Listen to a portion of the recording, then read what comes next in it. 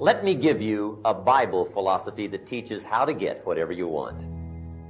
It says, ask, end of notes. You have not, because you ask not. It says ask, and what? A guy ought to look into that. Asking starts a unique process. I don't even know how it works. All I know is it works. You could be poor and become rich.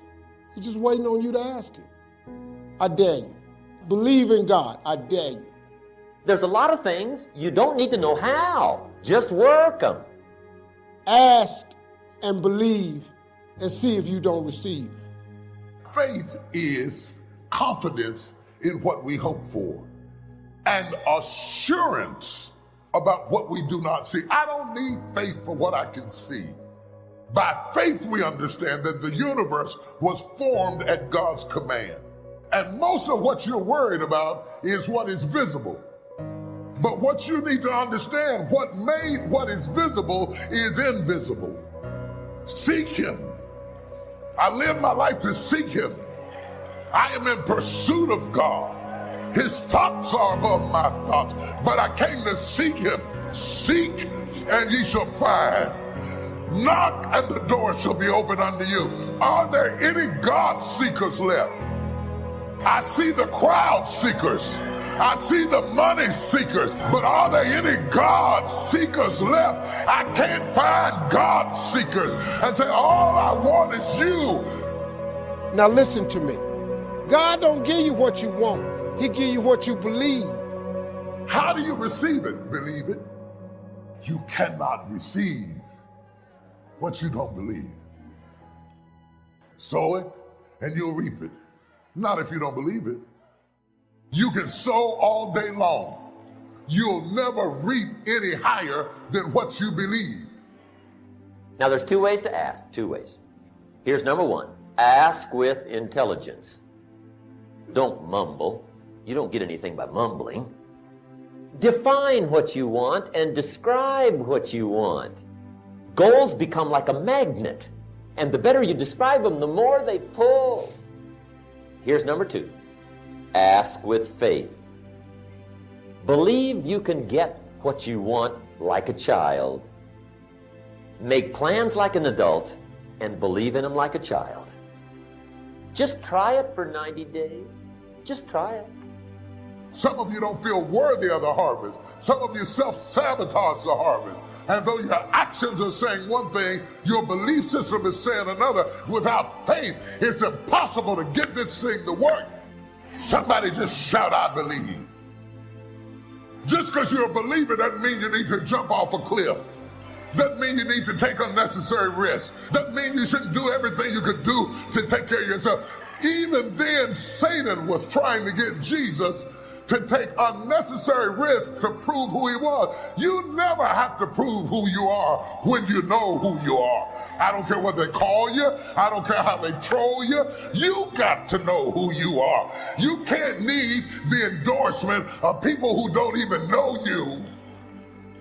Your attitude is, if I have to believe my whole life, I'm not going to stop believing. I'm going to keep pursuing what God put in my heart. If you give up every time things don't go your way, you didn't want it bad enough. And I'm saying to you, if you've had life snatched the rug out from under you, it's not over until you win.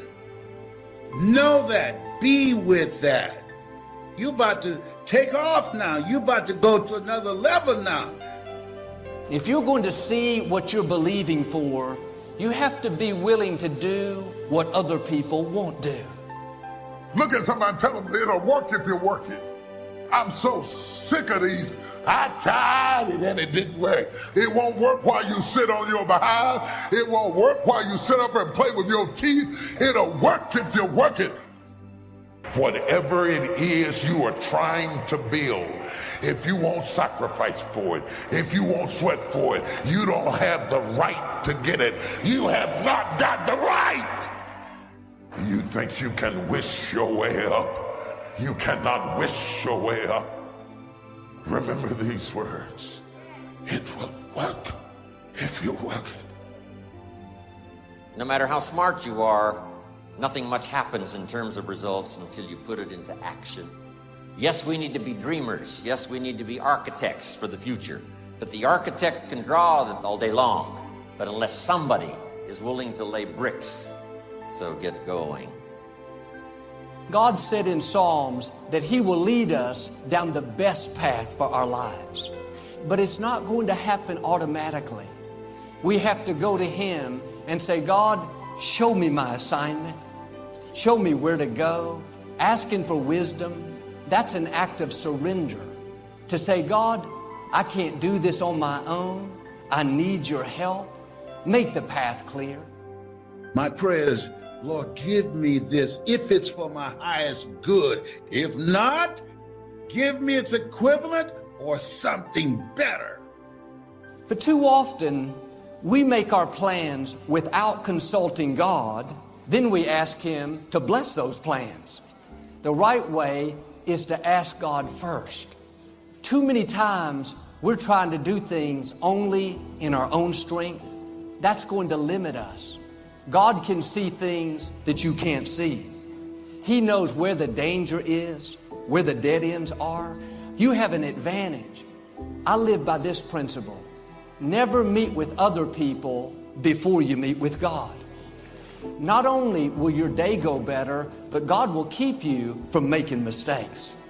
A lot of people these days, they're too prideful. Think, I don't need any help. Think about where you could be if you'd start acknowledging God.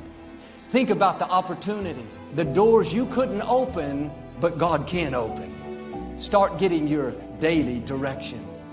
Joel, I've overcome this problem before. I'm going to use the same tactics. Sometimes the old way doesn't work. Stay open for change. Be willing to try something new. Have the attitude, God, I'm ready for new things. If you don't innovate, you will evaporate. The world is changing. Somebody wants your job. Somebody wants your dreams. You can't afford to do things the same way. You'll get left behind. God has daily favor, daily wisdom. If you'll stay open, He'll lead you into the fullness of your destiny. God wants us to rely on Him, not some formula. On purpose, God changes the method so we'll have to go to Him for our daily bread. When you rely on Him, He'll take you from victory to victory.